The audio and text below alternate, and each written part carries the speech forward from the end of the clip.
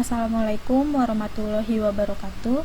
Di pertemuan kedua ini saya akan menjelaskan tentang user requirement. Tujuan dari kalian belajar user requirement itu ada dua. Yang pertama, kalian itu mampu memahami dan menguasai konsep user requirement.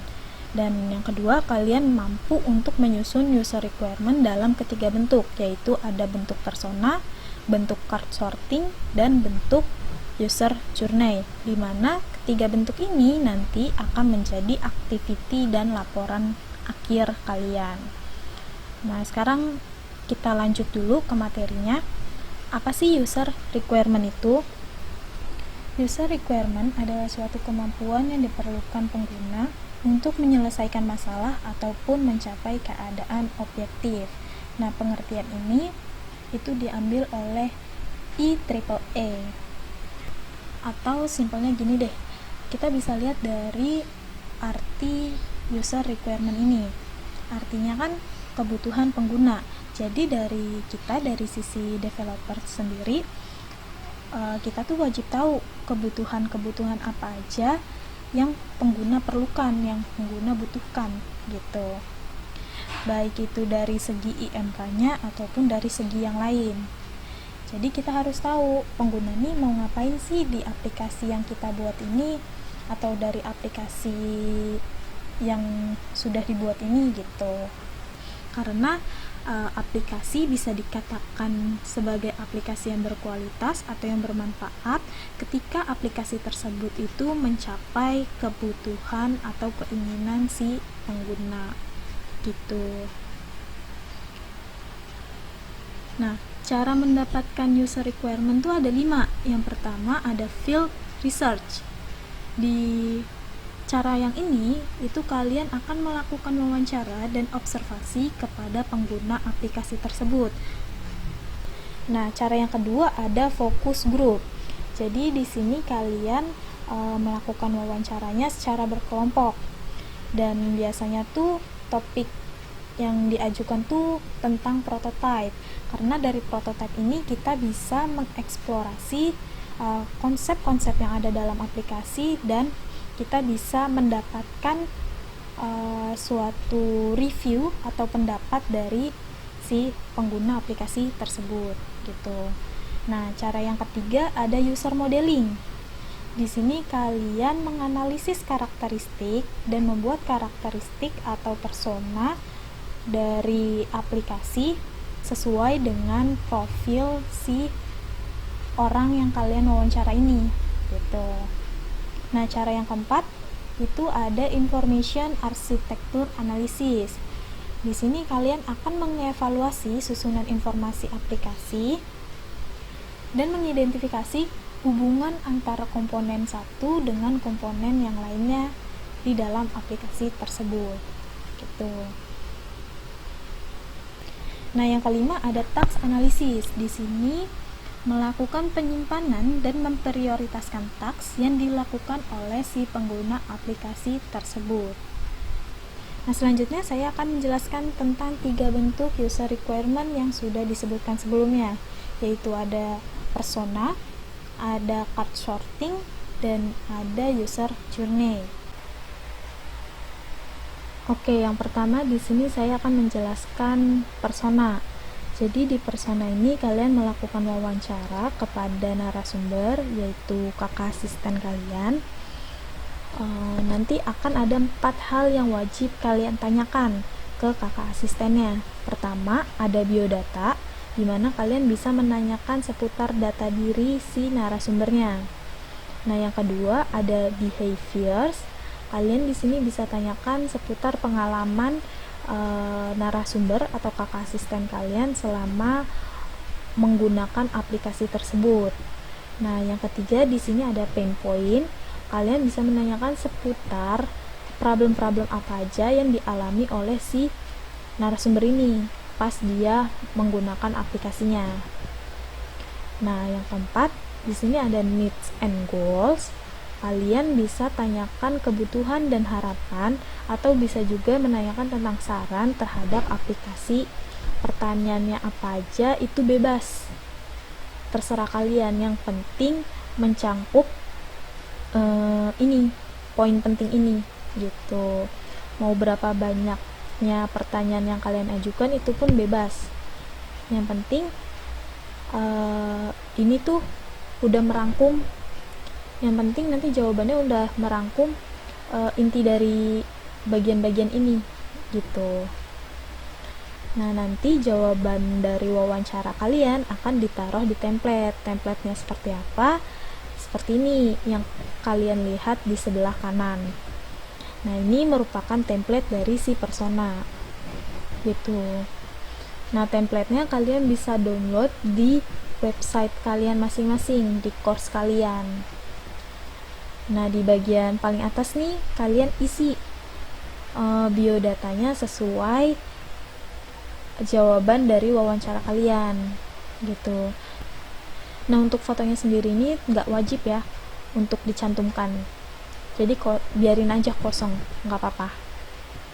Nah, untuk di bagian behaviorsnya, nanti di sini itu kalian taruh jawaban kalian, bukan pertanyaan gitu. Kalau misalnya jawaban kalian nggak cukup nih, kalian bisa tarik templatenya ke bawah gitu. Begitupun dengan pain point dan needs and goals. Jadi kalian naruh jawabannya tuh di bagian sini gitu. Nah, selanjutnya ini ada contoh dari persona yang sudah diisi. Jadi di sini nama narasumbernya itu Irfan, usianya 21 tahun, profesinya freelancer. Nah, si Irfan ini menggunakan aplikasi Jack One Mobile. Nah, di bagian behaviorsnya sebelumnya kan saya udah jelasin nih, bisa menanyakan seputar pengalaman menggunakan aplikasi tersebut. Nah, si Irfan ini menjelaskan bahwa behaviorsnya dia atau kebiasaannya dia dalam menggunakan aplikasi Jack One Mobile itu ada 3. Pertama, untuk memeriksa saldo. Yang kedua, dia menggunakan fitur transfer. Dan yang ketiga, dia menggunakan fitur scan to pay. Itu secara intinya. Nah, untuk lebih jelasnya, jawaban lebih jelasnya kalian bisa baca sendiri di sini gitu. Jadi nanti yang kalian cantumkan adalah jawaban yang sudah berbentuk narasi seperti ini gitu. Oke, sampai sini paham? Kalau paham, saya lanjut ke selanjutnya. Nah, di sini ada pain point atau kesulitan. Sebelumnya saya jelasin kalau pain point ini menanyakan seputar problem yang dialami si narasumber ya kan. Nah, si Irfan ini punya problem nih pas dia menggunakan aplikasi Jack One Mobile. Problemnya itu yang pertama, dia tuh selalu memasukkan nomor rekening setiap kali melakukan transfer, padahal nomor rekeningnya sama ya kan. Nah, itu kesulitan dia yang dia alami pada saat menggunakan aplikasi Jack One Mobile gitu. Nah, begitupun dengan needs and goals. Di sini si Irfan bilang dia tuh berharap peletakan fitur-fitur yang ada di aplikasi Jack One Mobile ini lebih rapi lagi. Jadi dia mudah untuk membaca fitur-fiturnya gitu. Hanya sekali lihat dia bisa paham fiturnya tuh digunakan untuk apa. Kayak gitulah kurang lebihnya untuk persona. Oke, saya lanjut. Nah, di sini ada card sorting. Jadi card sorting itu ada 3 bagian. Yang pertama ada before, yang kedua ada proses, yang ketiga ada after. Nah, di bagian before ini kalian melakukan sorting terhadap menu-menu yang ada di dalam aplikasinya. Nih, contoh di sini mensorting menu-menu yang ada di Jack One Mobile. Nah, kalau misalnya kalian ingat nih di pertemuan sebelumnya, di pertemuan pertama, saya pernah menjelaskan tentang menu promo, ya kan? Nah, di menu promo itu di dalamnya ada 2 menu lagi kan, yaitu menu promo dan menu info. Nah, itu kalian sorting bentuknya menjadi seperti ini. Jadi di bagian atasnya ini menu utamanya, dan di bagian bawah itu submenunya, menu yang ada di dalam menu utama. gitu. Ini kalian cantumin semua nih, kalian sorting semua dalam bentuk seperti ini gitu. Nah, ini untuk bagian before-nya. Lalu gimana nih kalau untuk bagian prosesnya? Nah, bagian prosesnya seperti ini. Jadi di bagian proses ini kalian melakukan filter. Kayak filter menu apa aja yang sekiranya diperlukan atau bisa dipindahkan ataupun bisa diganti gitu. Contoh, di menu pertama ini ada menu promo. Di dalam menu promo itu ada menu promo dan info. Nah, kalau kita lihat di pertemuan sebelumnya, menu promo dan menu info ini itu isinya sama. Yang membedakan cuman si menu promo ini dalam berbentuk gambar dan menu info ini berbentuk teks, ya kan? Nah, kalau menurut saya menu promo ini kurang diperlukan nih, karena biasanya pengguna itu memerlukan info yang lebih detail, bukan hanya sekedar gambar. Kalau gambar kan bisa jadi rancu ya, sedangkan info tertulis itu biasanya lebih detail dibandingkan gambar. Nah, makanya di sini saya di bagian menu promo itu saya hapus gitu. Ini saya tandain, saya blok menggunakan warna abu-abu yang menandakan bahwa menu itu nantinya saya hapus, saya tiadakan gitu. Nah, begitupun dengan menu merchant. Di sini menurut saya hapus karena di situ juga menunya kurang worth it aja gitu. Dia cuma menampilkan letak kita berada, bukan memberikan rute ke outlet terdekat ya, atau ATM terdekat gitu. Jadi menurut saya tuh kayak kurang worth it aja. Lebih baik menu itu dihapus. Atau bisa juga seperti ini, contoh di sini ada menu yang namanya timeline. Nah, menurut saya menu yang bernama timeline ini kayak kurang pas aja dalam penamaannya. Nah, di sini saya ubah yang dari tadinya menu tersebut namanya timeline, ini saya ubah menjadi menu pemberitahuan gitu ya. Paham kan ya? Kalau misalnya kalian gak paham, kalian tanya aja di Jimit ya. Ya udah, sekarang kita lanjut aja ke langkah yang ketiga, yaitu after. Nah, setelah kalian filter menu-menu tersebut, itu kalian sorting lagi. Nah, dimana di sorting di sini itu menjadi satu kesatuan dalam satu halaman. Kan kalau di mana di bagian before ini kan per menu ya sortingnya, ya kan? Ini menu promo, ini menu scan to pay, ini menu login gitu. Nah, sedangkan untuk di bagian after ini kalian sortingnya per halaman. Misalkan di sini ada halaman beranda. Nah, di halaman beranda ini pinginnya ada menu apa aja nih gitu. Menu apa aja yang enak untuk atau yang pantas untuk ditampilkan gitu. Begitupun dengan halaman transaksi. Di halaman transaksi bagusnya ada menu apa aja ya gitu. Ini kalian cantumin di sini. Contoh di halaman beranda. Di sini di halaman beranda ada beberapa menu. Ada menu scan to pay, ada menu favorit, ada menu top up, rekening, dan promo. Nah, ini bentuk yang ketiga dari user requirement, yaitu user journey. Nah, di user journey ini ada beberapa bagian, yaitu storyboard, terus step, need, touch point, pain point, dan experience scale. Nah, storyboard ini itu isinya tentang keseharian si pengguna dalam menggunakan aplikasinya.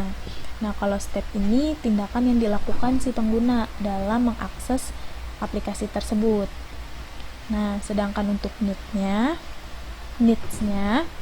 itu kayak kayak keinginan si penggunanya pas saat dia melakukan tindakan aplikasi tersebut. Contoh di sini si Irfan step pertamanya tuh untuk mencari hotel. Nah, needs-nya dia saat dia mencari hotel tuh mendapatkan hotel atau penginapan yang secepat mungkin gitu. Gak terlalu lama dalam mencari hotel yang tepat kayak gitu. Nah, lanjut ke touch point. Nah, touch point ini tuh kayak hasilnya, kayak to the point-nya lah pas dia melakukan tindakan tersebut atau step tersebut. Kayak contoh di sini si Irfan touch point-nya tuh di saat membuka aplikasi dia bisa langsung melihat daftar rekomendasi hotel-hotel atau penginapan yang terbaik di sekitarnya gitu. Inti dari harapan dia gitu, hasil dari si harapan ini, si keinginan ini gitu. Nah, untuk pain point-nya itu sama kayak sebelumnya, problem yang dia hadapi ketika dia melakukan step ini gitu. Nah, untuk bagian experience skill-nya di sini kalian menunjukkan value-nya, nilainya. Itu seberapa puas kalian melakukan aktivitas di aplikasi tersebut. Nah, experience skill ini kalian nilainya sesuai aktivitas yang dilakukannya. Di sini kan step pertamanya mencari hotel. Nah, menurut kalian scale yang cocok untuk mencari hotel tuh berapa gitu. Nah, untuk pemesanan hotelnya scale-nya kira-kira berapa? Semakin ke atas semakin baik, dan semakin ke bawah semakin buruk.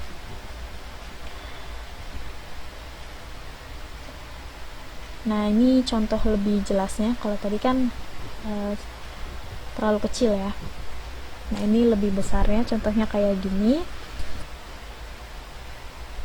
Oke, mungkin ini aja di materi pertemuan 2 yang bisa saya jelaskan. Kalau memang kalian masih bingung, kalian bisa tanyakan langsung di sesi Gmeet nanti. Oke, kurang lebihnya mohon maaf. Wassalamualaikum warahmatullahi wabarakatuh.